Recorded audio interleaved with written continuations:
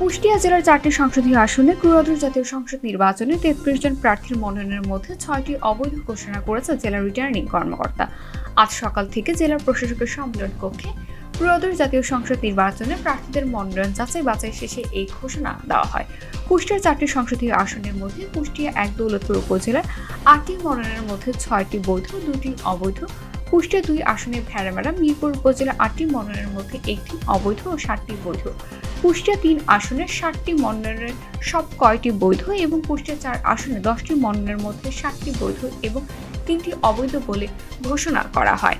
জেলা রিটার্নিং কর্মকর্তা ও জেলা প্রশাসক মোহাম্মদ ইকবাল হোসেন বলেন, মনোনয়ন যাচাই বাছাই শেষে 33 মনোনয়নের মধ্যে 27টি বৈধ বলে ঘোষণা করা হয়েছে।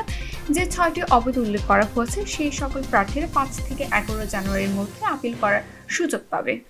আজকে আমাদের যাচাই বাছাইয়ের যে নির্ধারিত তারিখ 4 তারিখ, সেই 4 তারিখে আমরা যাচাই বাছাই করে আমরা যে তথ্যটি পেলাম সেটি হলো যে আপনাদের এই কুষ্টিয়াতে 4টি আসনে মনোনয়ন দাখিল করা হয়েছিল এবং এই সংখ্যাটি ছিল 33।